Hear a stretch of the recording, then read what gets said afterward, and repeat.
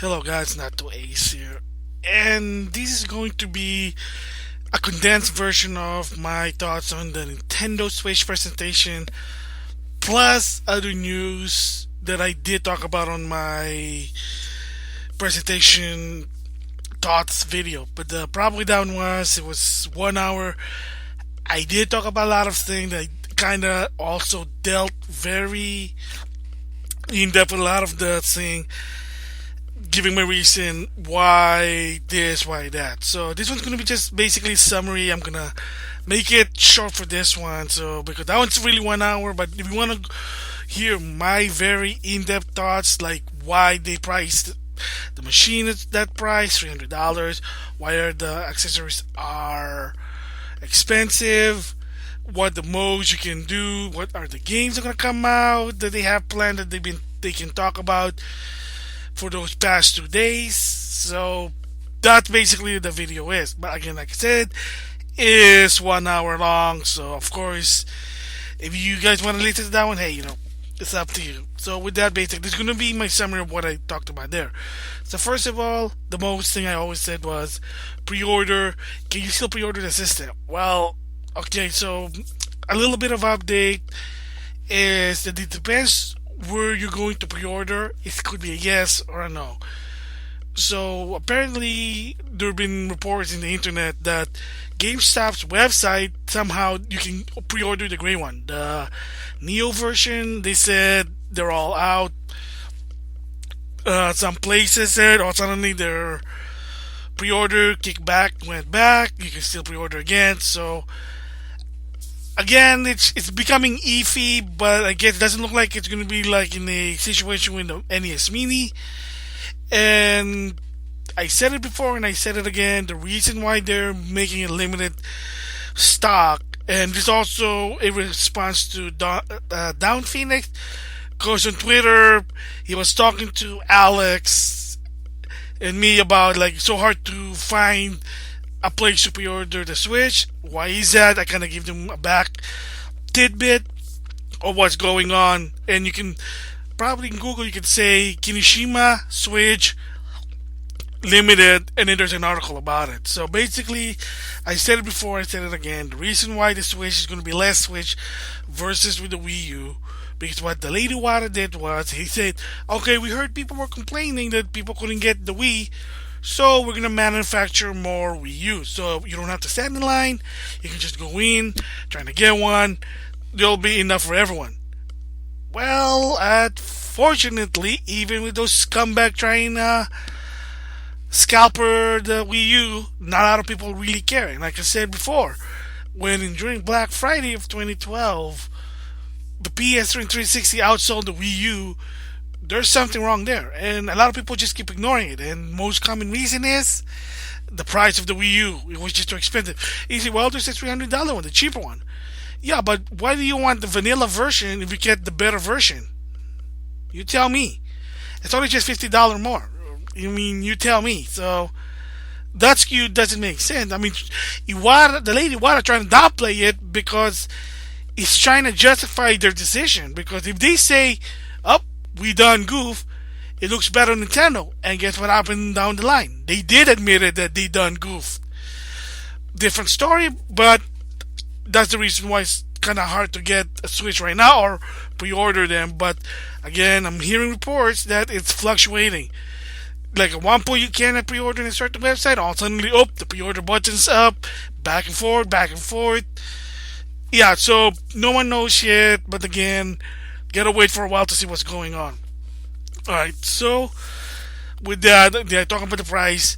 The Switch is going to be $300. It comes with the stuff, accessories. Well, it comes with the controller, the grip, the dock, and HDMI and an AC adapter.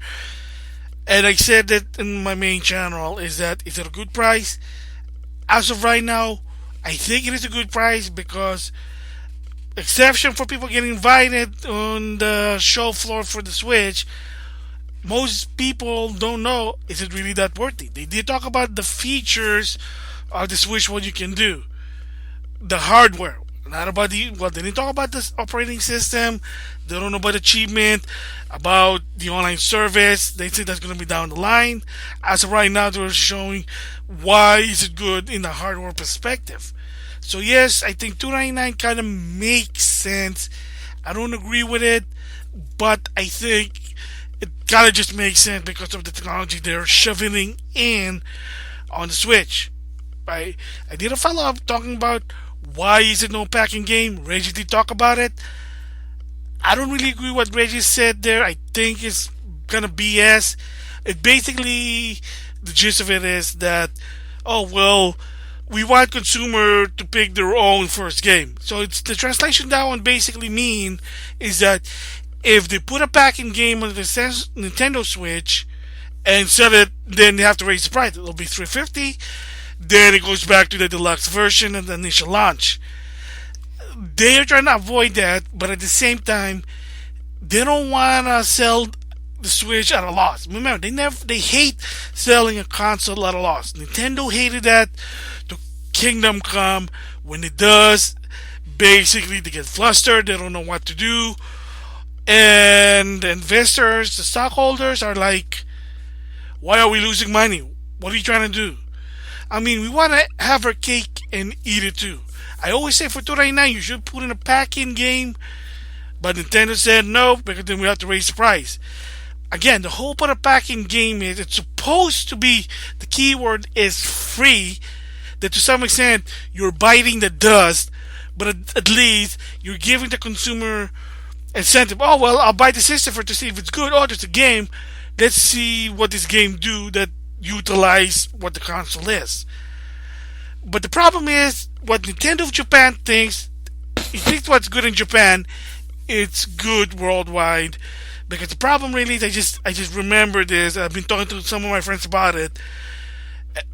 Not the NES, but when I was like 7 or 8 years old, my parent got me in my country the Famicom. Yes, the Japanese version of the NES.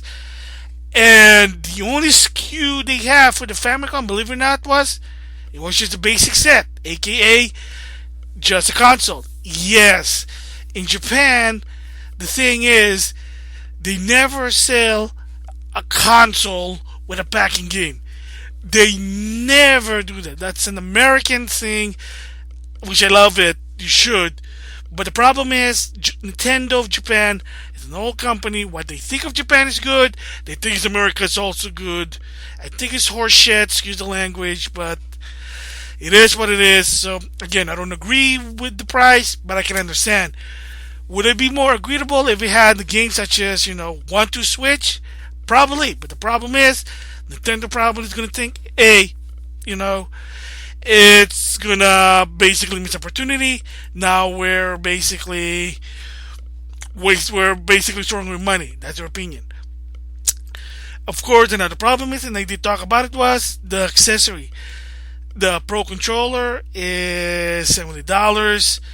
The JoyCons for both of them, including with the wrist strap, is $80. If you want to only buy one of them, they're $50 each. The docking, if you need a second one so you can play in another room, it's $90. Again, way too expensive than the PlayStation or the Xbox accessory. But again, I can understand where they're coming from. It's because they put a lot of technology in the controller. That's why it's costing high. Wasn't it necessary to put in what they did? Well, Nintendo thinks again what Nintendo was best for. Weirdness. The Joy-Con, they wanted not only to be like your OG controller, whether the NES, Super Nintendo, N64, GameCube, they also want to bring the Wii back. Of course, the Joy-Con, you can act like a Wiimote. Again, I don't know if people are going to agree with that. An example was, want to switch. I don't think a lot of people are going to play that game. And if you sell it for full price, yeah, that's going to be a problem. Same goes with ARM. A little bit interesting, but again, if you're required to do exercise in a video game, I don't think a lot of people don't want it. So again, it is expensive, but it is understandable because there's this, they call it HD Rumble. There's an IR sensor. There's home button, share button, and it has a built-in NFC for your amiibos. So yeah, it's kind of unfortunate, but it is what it is. So then another one I basically talked about is the launch day games. There's only two: The Legend of Zelda: Breath of the Wild and one to Switch. That's it. Oh, there's also Just Dance and Skylander, so that's four. But Just Dance is for casual. Skylander Imaginator. Here's the deal. Excuse me.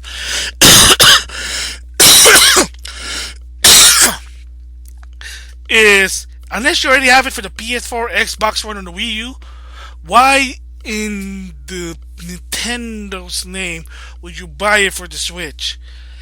And the problem is, from I don't even know if the portable power is compatible, because the way they showed it on the video was you put you scan the Skylander on the Joy-Con, and it gets saved digitally on the game, and that's it, like a la Skylander in the 3DS version. That's what it is. So weird, but it is again, it is what it is. Other games are gonna come in later. ARMS, Super Mario or Mario Kart 8 Deluxe. There's even the Skilla 5. Again, an old game, but if you missed it, here's your chance. There's Rhyme. Again, there's a lot more. I'm just thinking on top of my head. Um, No Need Heroes. I guess that's $20 from what I heard. I saw it on GameStop. So, I mean, there's more. Shin Megami Tensei's on the work. Fire Emblem Warrior. Xenoblade Chronicles 2. But again, I don't know if that's worldwide or that's in Japan. I don't know yet, but there are some games. But launch games, my rule is 2 months at least. So within 2 months, there are some games that's gonna come. Launch day, yeah, there's only four, but maybe there'll be more to talk about. There's still the month of February. So remember, there are also indie games. So you gotta keep that in mind. Maybe Virtual Console. Again, they didn't talk about Virtual Console. Can you transfer it, or you gonna double or triple dip? You know, that was stupid with the Wii U. I just kinda, again, I don't agree with it, but I cannot get where they're coming from because porting into a different system costs money. IGN talked about it. It's still horseshit. Again, excuse the language, but yeah. Okay, again, they didn't talk about it. What about achievements? They didn't mention about that. What about how the OS system works? Because they did report that Miiverse is only going to be on the Wii U or 3DS also. It's not going to be on the Switch, so whatever. I don't really miss it. I mean, I only go once a week so I can get my Nintendo points on from my Nintendo, and that's another one. How is it going to integrate with my Nintendo mobile games? Who knows? Again, they're not talking about it. Maybe another Nintendo Direct, like some in February. And speaking of Nintendo Direct, there's going to be a Fire Emblem next Wednesday. Again, whatever it is, maybe the next mobile game, of course, Fire Emblem Warrior. I do like the Musa Warrior games. Yeah. So, another thing is the online service. So, of course, right now the Nintendo fans are kind of upset. Well, the Sony fans were upset with PS4. And for the Xbox owner, well, they just said, hey, well, you get what you paid for. And I did say that it's kind of sucked that now they're going to a route of paying for your online service. But at the same time, again, I can understand this in the perspective of business is running an online server costs money. I think when Sony trying to make it free, at the same time trying to make it a bit quality, it wasn't working. They probably were losing a lot of money. And I'm gonna assume because the original Xbox had free online, granted came in down the line later, excuse again. They probably was causing the money, thus they had to make it gold. PlayStation Plus for the PS4 because again they're probably losing money. Remember during the PS3, the HD era, they were losing a lot of money. So same goes probably with the Wii U. You know, they're online. Well, people are complaining with the online. Well, again, you can understand it's free, and probably Nintendo doesn't have a lot of money to put online. And remember, they also hired DNA or Dina DNA. They're the one that's in charge of the mobile games. They're the one that's in charge of the OS and the online infrastructure for the Switch. So probably DNA said, "Hey, look, we need money. You guys can't do this for free. You gotta make it paid." So Nintendo's trying to figure out, okay, we'll give you some incentive to be paid online. Again, how much is it? They're not going to talk about it. It won't even start until fall. But they probably need more time. Again, do I agree they should go the route of PlayStation Plus and Gold? No, but you kind of have to understand server costs money. There's a reason why Pokemon Banks you have to pay $5 a year just to play that to use that game or application. Costs server costs money, and where's the money going to go if it's free? That's the thing. And then what else? And basically, yeah, that's what I talked about. The Switch itself, I think it's a good. Well, right now, I think it has potential, giving you option. The way you play the game, there's multiple way. But the question is, okay, you showed the idea. What happens when it finally comes out? Will people gonna try to do the different SKU? Oh, are they gonna actually bring it out, take it to another room and play it on the tablet, or they're just gonna treat it as just a normal console?